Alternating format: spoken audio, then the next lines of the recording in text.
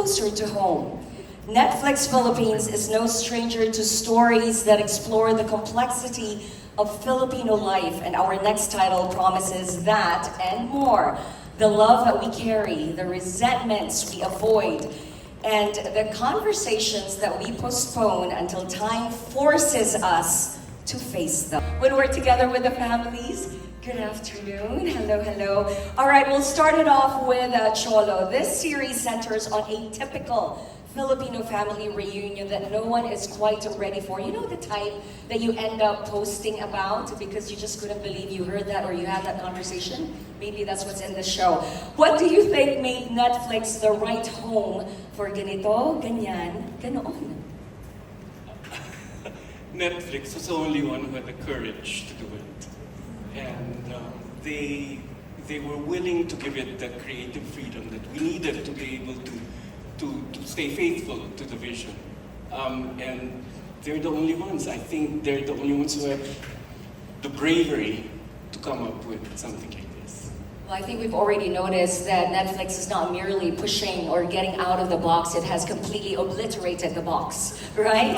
To Jodi, can you walk us through your character, Jodi, madaling maalala, and how you approached playing a strong and accomplished woman, still deeply affected by unresolved family wounds. The strong, accomplished, we can tell, pero may family wounds to eh. Yes, I think we all carry some sort of, family wounds sa lahat sa atin. It's not only limited to Jo, but then when I was studying her character, I was thinking of, okay, the givens were, she's accomplished, she's intelligent, she's very strong, but the question is why?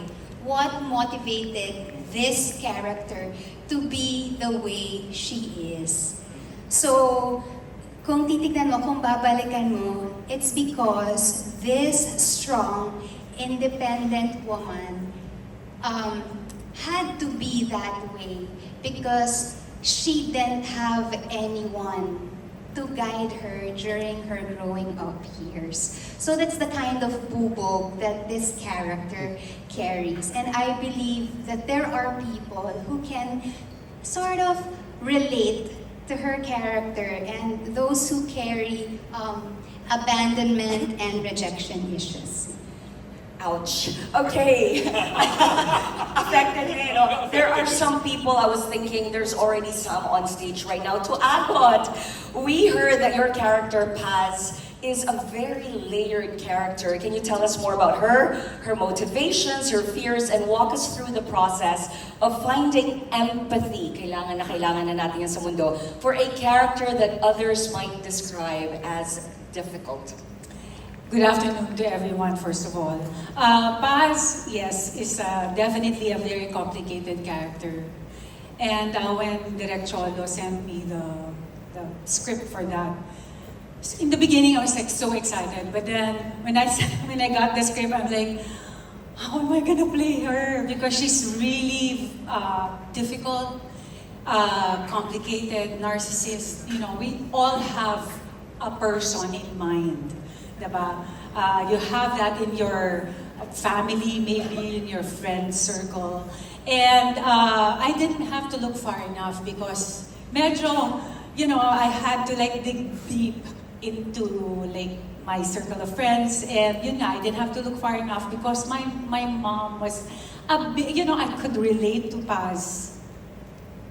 Because I could relate to my mom and may similarity on, not exactly the same, but there's a certain similarity with her. So I had deeper understanding of my mom when I was playing the character also. And I understood Paz also because I had to live with my mom, diba? And I saw her in that way, and I saw her her frustrations, her insecurities, and that made me understand that that's her defense mechanism. She's not a bad character, she's just very complicated.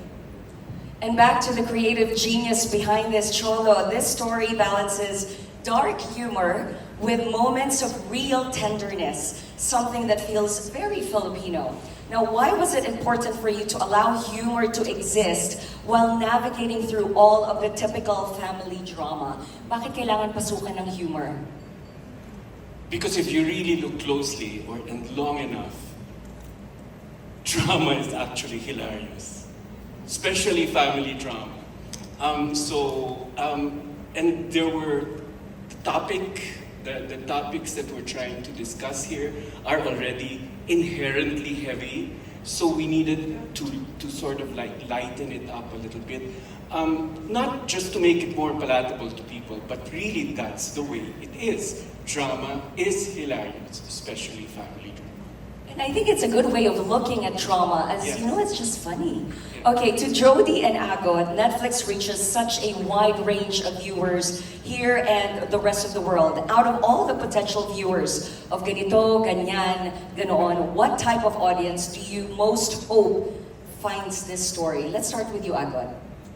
I think as Filipinos, are very family-centric. So I think we're really reaching out to the audience, to the Filipino audience, because there is one person that you hate, there's one person that you really love, and there's one person that you find, you can't, so lang, okay lang. And it's all there in the film. So I hope they can relate to the story. What about for you, Jodi? Who do you hope finds this movie?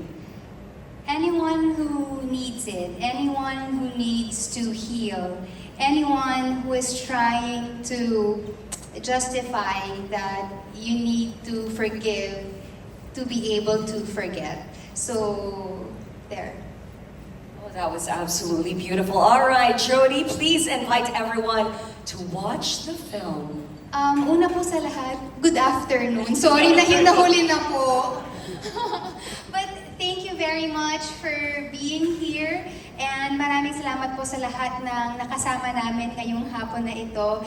And before we close this segment, gusto ko po kayong anyayahan na panoorin ang Ganito, Ganyan, Ganoon, streaming only on Netflix sa August 13 na po. Maraming salamat. Thank you very much. Another round of applause, please, for Direk Cholo, Agot, and Jodi.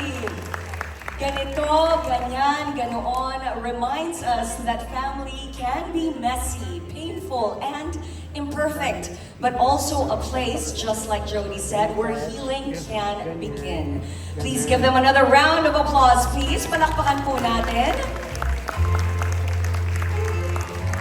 Now, after stories about family, conflict, and healing, we move into something that feels instantly familiar, something that the Philippines is truly famous for: Christmas.